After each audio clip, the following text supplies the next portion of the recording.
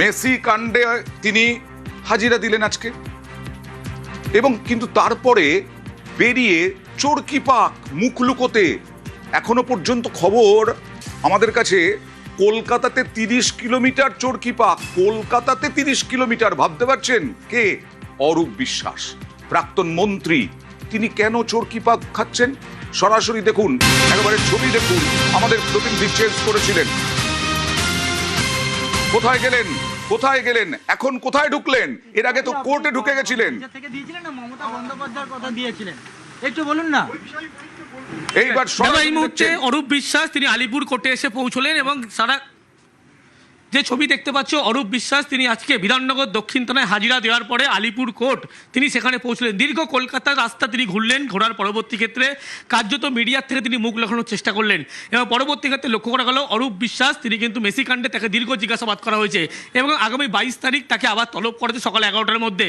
এবং যে তুমি ছবি দেখতে পাচ্ছ, সারা কলকাতা ঘুরে পরপর দুবার মা ফ্লাইওভার ওঠে এবং রাস্তা আলিপুর রাসবিহারী বিভিন্ন রাস্তা ঘুরে তিনি কিন্তু লক্ষ্য করা যায় এই মুহূর্তে আলিপুর কোর্টে এসে পৌঁছলেন। আলিপুর কোর্টে একটা প্রশ্ন করবে নাকি অনুপ? একবার কোন প্রশ্ন যে কেন আলিপুর কোর্টে এলেন, কি বলবেন? দেখুন, আপনি যে পাঠটা বলেছেন সেটা আমি আর কোনো পাঠ নেব না। দেখলে অরূপ বিশ্বাস তিনি কিন্তু এই মুহূর্তে এসে পৌঁছেছেন আলিপুর কোর্ট। সেই আলিপুর কোর্টে তার আইনজীবী তারা রয়েছে, সেই কারণে তিনি কথা বলবেন এবং সেই কারণে এসে পৌঁছেছেন। দীর্ঘ দেখা যায় 35 কিলোমিটারের বেশি রাস্তা তিনি সারা কলকাতা ঘুরলেন। অরূপ বিশ্বাস তিনি এই মুহূর্তে আলিপুর কোর্টে এসে পৌঁছলেন। খেলেন কেন? কি দরকার ছিল চোরকি পাক খাওয়ার?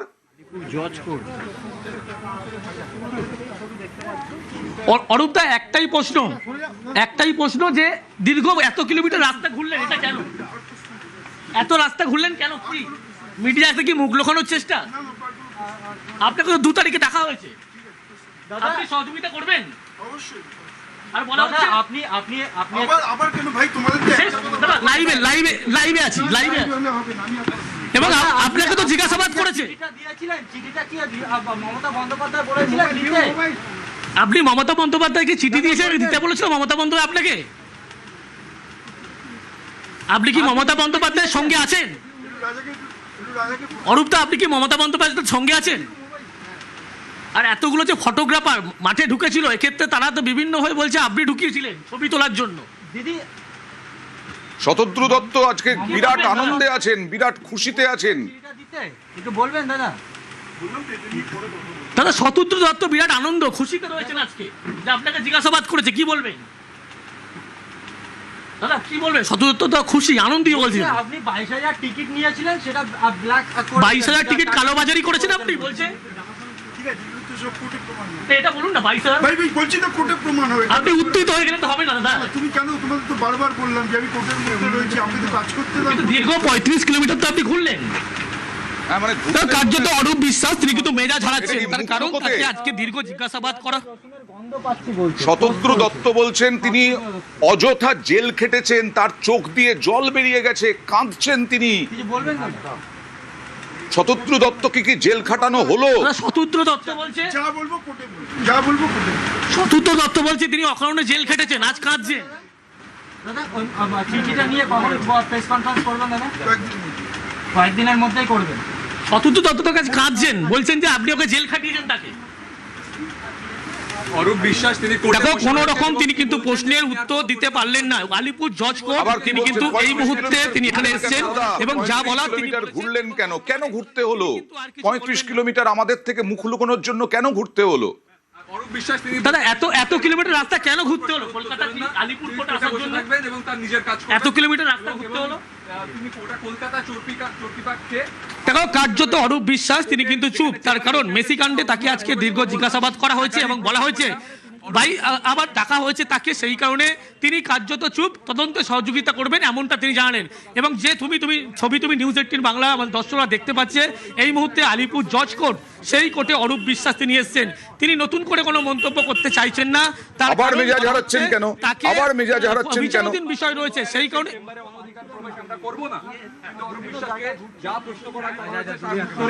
অরূপদা আপনি মেজাজ হারাচ্ছেন কেন? অরূপদা আপনি মেজাজ হারাচ্ছেন কেন? তাহলে কোথাও গিয়ে চাপে রয়েছেন, দল আপনাকে ছেটে দিল? লয়ারের চেম্বার, সেখানে অনধিকার প্রবেশ। দলকে আপনাকে সরিয়ে দিল অরূপ দা? একাধিক প্রশ্ন করেছি, তিনি উত্তর দিয়েছেন। কার্যত দেখলে তুমি অরূপ বিশ্বাস কার্যত চুপ থাকলেন, দল যে তাকে সরিয়ে দিয়েছে সেই বিষয়েও তিনি কোনো মন্তব্য করলেন না এবং তিনি জানিয়েছেন যে মন্তব্য বারবার তিনি বলেছেন বা যে বক্তব্য তিনি দিয়েছেন তারপরে এখানে কোনো বক্তব্য করবেন না। তার যে আইনজীবী সেই আইনজীবীর সঙ্গে দেখা করার জন্য তিনি এসেছেন। এবং আমরা দেখলাম অরূপ বিশ্বাস মেজাজ হারালেন, মিডিয়ার সামনে মেজাজ হারাতেও দেখলাম অরূপ বিশ্বাসকে, কিন্তু ৩৫ কিলোমিটার তিনি ঘুরলেন কেন এই প্রশ্নটা একটা রহস্য থেকে গেল। ৩৫ কিলোমিটার তুমি যে বলছো অনুপ, কোন কোন রাস্তা দিয়ে ঘুরলেন তিনি, চরকি পাক খেলেন, আবার মেজাজ হারাচ্ছেন? আলিপুর আদালতে অরূপ বিশ্বাস রয়েছেন, তিনি তার নিজের যে মামলা দেখো দীর্ঘ ৩৫ কিলোমিটার রাস্তা তিনি যে ঘুরলেন সেখানে দেখা গেল সল্টলেক যখন দক্ষিণ থানা থেকে বেরোলেন, তারপরে উত্তর থানার পাশাপাশি সেই রাস্তা ধরলেন, তারপরে সল্টলেক একেবারে বাইপাস রাস্তা হয়ে সরাসরি মা ফ্লাইওভার হয়ে জেসি বোস রোড হয়ে মমতা বন্দ্যোপাধ্যায়ের বাড়ির সামনের রাস্তা থেকে তিনি কিন্তু সোজা দুবার ঘুরলেন। তার পরবর্তী ক্ষেত্রে আবার পার্ক স্ট্রিটের রাস্তা ধরলেন, সেখান থেকে আবার মা ফ্লাইওভারে উঠে তিনি কার্যত আলিপুর জজ কোর্টের দিকে আসলেন, রাসবিহারী, রবীন্দ্র সরোবর, বিভিন্ন জায়গা ঘোরার পরবর্তী ক্ষেত্রে। এবং যে ছবিতে এই দেখতে পাচ্ছ যে এই মুহূর্তে যে অরূপ বিশ্বাস তিনি আলিপুর জজ কোর্ট সেখানে বসে রয়েছেন এবং সই করছেন। এবং অনুপ আইনজীবীর সঙ্গে কয়েকবার তিনি এই মুহূর্তে হাজিরা কথা বলছেন। এড়িয়েছেন, মেসি হ্যাটট্রিক করার পরে তিনি এবার হাজিরা দিলেন। মেসি, প্রশ্ন উঠছে যে অরূপ বিশ্বাসের মেসি নাকি হ্যাটট্রিক করেছে আর তিনি হাজিরা এড়ালেন কেন? হাজিরা আজকে চাপে পড়ে হাজিরা এড়িয়েছিলেন এতদিন ধরে, বলবেন না কিছু তবুও? দেখো এই মুহূর্তে দেখো সেই প্রশ্ন করা হয়েছিল মেসি হ্যাটট্রিক করেছে এবং তিনি বারবার কেন 3বার হাজিরা এড়ালেন, সেক্ষেত্রে মেসির খেলা দেখেছেন কিনা এবং কার্যত সেই সমস্ত প্রশ্নের উত্তর তিনি চুপ থাকলেন এবং জানালেন পুরো বিষয় বিচারাধীন বিষয় রয়েছে, পরবর্তী ক্ষেত্রে তিনি মন্তব্য করবেন এবং সাংবাদিক বৈঠক করে জানাবেন। কিন্তু জানাচ্ছেন প্রত্যেকটি বিষয়ে তিনি সহযোগিতা করেছেন আজকে জিজ্ঞাসাবাদে, কিন্তু তাকে আবার দ্বিতীয়বারের জন্য তলব করালো। এই মুহূর্তে তুমি ছবি দেখতে পাচ্ছ যেখানে অরূপ বিশ্বাস এসে পৌঁছে আলিপুর জজ কোর্ট এবং সেখানে ইতিমধ্যেই আইনজীবীদের যেমন ভিড় রয়েছে এবং তার যে আইনজীবী অর্থাৎ মেসি কাণ্ডে জিজ্ঞাসাবাদ যাকে করার সঙ্গে আইনজীবী তিনি তার চেম্বারে এসেই বসলেন। এবং এই মুহূর্তে যে ছবি দেখানোর চেষ্টা করছি, অরূপ বিশ্বাস তিনি তার আইনজীবী চেম্বারে এই মুহূর্তে বসে রয়েছেন এবং কার্যত তিনি যে চাপে রয়েছেন এমনটা একবার দেখাবো, তুমি যে চেস করেছিলে অরূপ বিশ্বাসের গাড়িতে, অরূপ বিশ্বাসকে প্রশ্ন করার চেষ্টা করেছিলে যখন প্রায় ৩০ কিলোমিটার ঘুরে ফেলেছেন, তারপরে ৩৫ কিলোমিটার ঘুরে তিনি আলিপুর কোর্টে এসেছেন, সেই সময়ের ছবিটা দেখাবো একবার।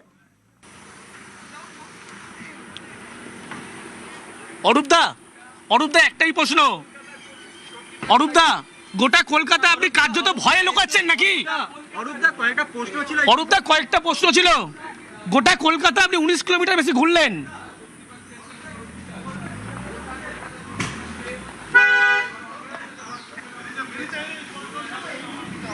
অরূপদা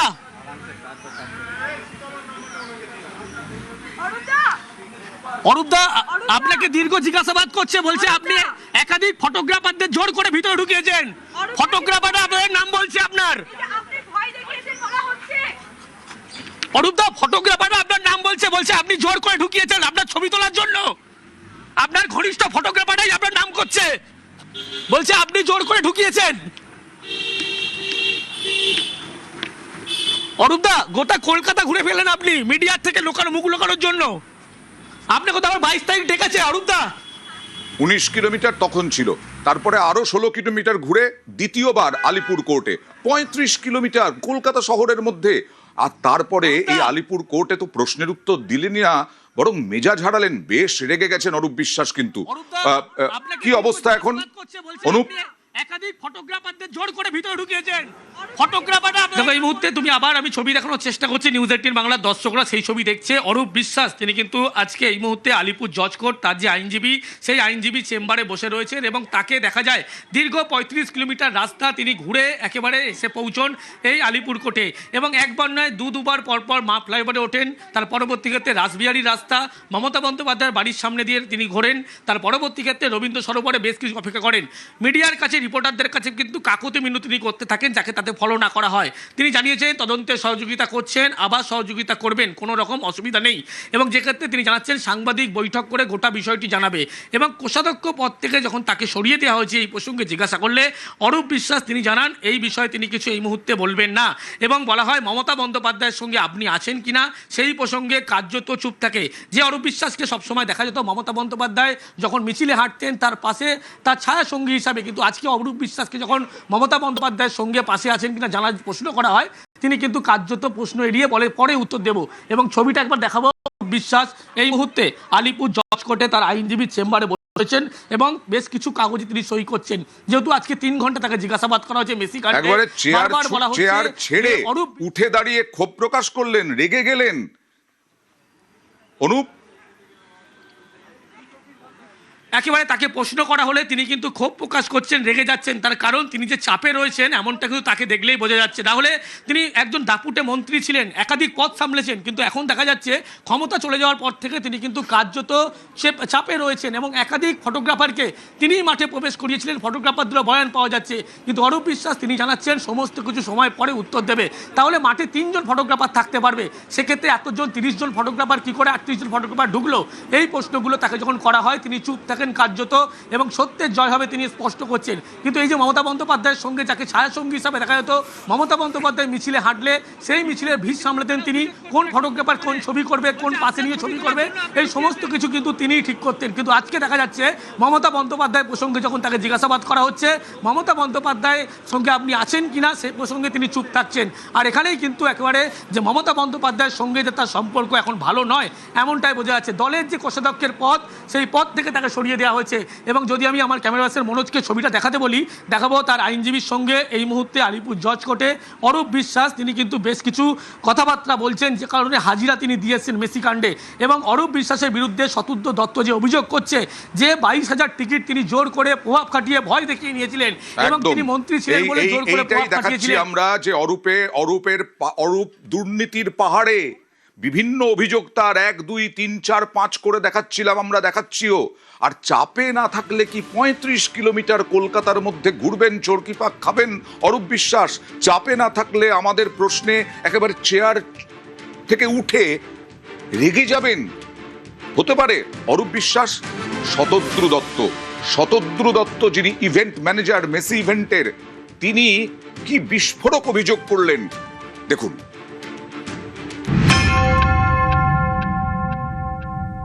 পরিষ্কার বলে দিয়েছিল সেই সময়কার স্পোর্টস মিনিস্টারের শো ফ্লোতে নাম ছিল না, ওনার মাঠে সেই সময় থাকারও কথা ছিল না। উনি যে ইনঅ্যাপ্রোপ্রিয়েট ভাবে মেসিকে টাচ করেছিলেন, জড়িয়ে ধরেছিলেন, সেটাও ওনারা বলেছেন। এবং এটাও বলেছিলেন যে এত ফটোগ্রাফার, এত লোক, এত বডিগার্ড, এরা মানে কাদের বডিগার্ড এবং এরা কি করে মাঠে ঢুকলো, এটা complete failure of security. Shatadru Dutta কোনোভাবে দায়ী নয়, যেহেতু এটা পুলিশ ফেলিওর হয়েছিল এবং যেহেতু অরূপ বিশ্বাস সেই সময় ছাড়ছিল না ওনাকে, ওনার ফ্যামিলির ছবি তোলাচ্ছিল, সেই জন্যই আমাকে এই ডিসিশনটা নিতে হয়েছিল।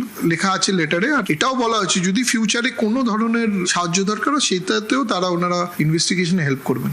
বিশ্বাসের মাঠে থাকারই কথা ছিল না, সেই অরূপ বিশ্বাস একেবারে দলবল নিয়ে ঢুকে গেলেন যুবভারতী ক্রীড়াঙ্গনে। সেই দিন মেসিকে জড়িয়ে ধরে ছবি তুলে নিলেন, একেবারে ডান হাত যেন। এই যে কোর্ট বলেছিল, হাইকোর্ট বলেছিল মেসি কি বাল্য বন্ধু নাকি অরূপ বিশ্বাসের? অরূপ বিশ্বাসে ক্ষোভ প্রকাশ করেছিল, ভৎসনা করেছিল অরূপ বিশ্বাসকে হাইকোর্ট।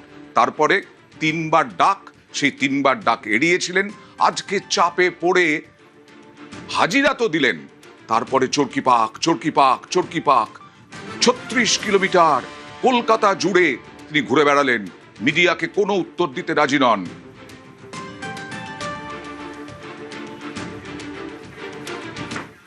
অরূপদা, ফটোগ্রাফাররা আপনার নাম বলছে আপনি জোর করে ঢুকিয়েছেন আপনার ছবি তোলার জন্য। আপনার ঘনিষ্ঠ ফটোগ্রাফাররাই আপনার নাম করছে, বলছে আপনি জোর করে ঢুকিয়েছেন। অরূপদা, গোটা কলকাতা ঘুরে ফেলেন আপনি মিডিয়ার থেকে মুখ লোকানোর জন্য। আপনি কোথাও 22 তারিখ ডেকেছে অরূপদা?